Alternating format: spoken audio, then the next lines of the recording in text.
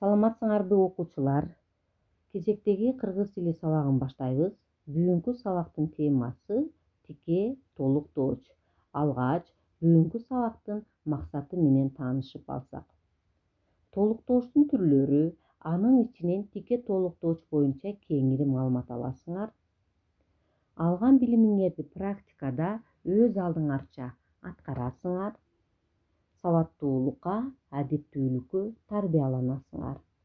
Балдар, бүгүнкү сабактын темасы, анын максаты белгилүү болду. Анда баарыбыз ыңгайлуу отуруп, дептер, китептерди алып, сабакка көңүл бурабыз. Сүйлөм ичинде толуктоочтордун баардыгы эле бирдей кызмат аткара бербейт. Тактап айтканда, айрымдары кыймыл-аракет менен тыгыз байланышта болот, ал эми башкалары кыйыр формада таасир этет. Мисалы, Асанга китепти бердим. Бул сүйлөмдө бердим деген сөз кыймыл-аракетти билдирип жатат. Аталган сүйлөмдөгү кыймыл-аракет бердим. Ошол эле учурда сүйлөмдүн баяндоочу. Муну менен эки сөз байланышта келип, экөө тең толуктоочтук милдетти аткарууда. Биринчиси Асанга, экинчиси китепти. Эгерде кимдир бирөө бердим десе, дароо эле эмнени деп суроого мажбурбуз. Андан соң гана кимге деген суроо жаралат. Китепти деген толуктооч бердим деген кыймыл-аракет процесси менен экинчи толуктоочко караганда тыгыз байланышууда.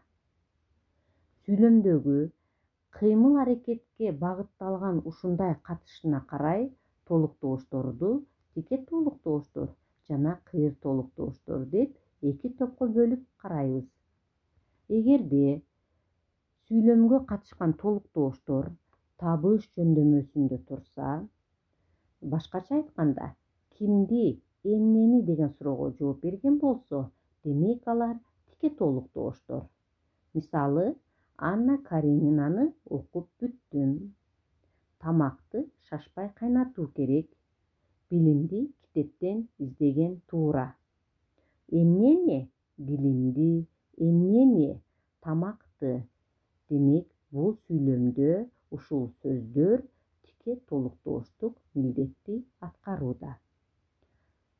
Мындан сырткары, жөнүндө тууралуу жандооштору менен келген толуктоочтор да тике толуктооч болуп түшөт.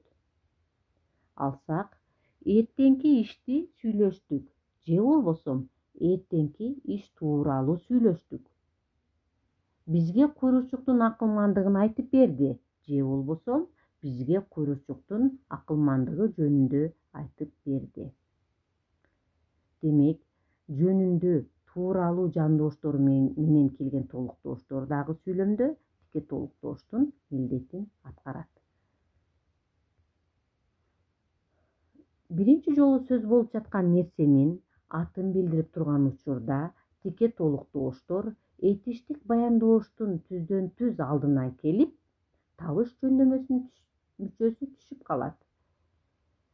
Бул тике толуктооштун экинчи формасы. Мисалы, дүкөндөн китеп сатып алдым. Окуучулар билим алышты, досторго жардам бердик. Бул жерде китеп деген сөз толуктоочтун милдетин аткарууда. Бирок табыш жөндөмөсүнүн мүчөсү түшүп калган. Эмнени? Китепти. Эмнени? Билимди. Эмнени? Жардамды. Бул, балдар, толуктоочтун экинчи түрдөгү формасы болуп саналат. Эмесе, балдар, тике толуктоочко түшүнгөн болсок, анда 18-чи көнүгүүгө көңүлүбүздү бурабыз. Биринчи сүйлөмдө билими күчтүү миңди жыгат, билеги күчтүү бирди жыгат. Бул жерде кимди, миңди, бирди. Булар тике толуктоочтор жана кимди, эмнени, кимди деген суроого жооп берип жатат. Экинчи сүйлөмдү карайбыз. Жакшы сөз жан эргитет, жаман сөз жан кейитет. Бул сүйлөмдөгү толуктооштордо тике табыш жөндөмөсүнүн мүчөсү түшүп калган. Жакшы сөз эмнени ириктет? Жанды ириктет. Жаман сөз эмнени кейитет? Жанды кейитет. Бул толуктооштун экинчи түрдөгү формасы. Демек, балдар, биз 18-көнүгүүдөгү макалдардын кыргызчасын көчүрүп жазып, тике толуктооштордун эки түрдүү формасын көрсөтөбүз. Балдар, бүгүнкү сабак түшүнүктүү болгон болсо, анда кезектеги эмки кыргыз тили сабагында көрүшкөнчө сак саламатта калгыла жана 18-көнүгүүнү жазып, аткарып жөнөткөндү унутпагыла.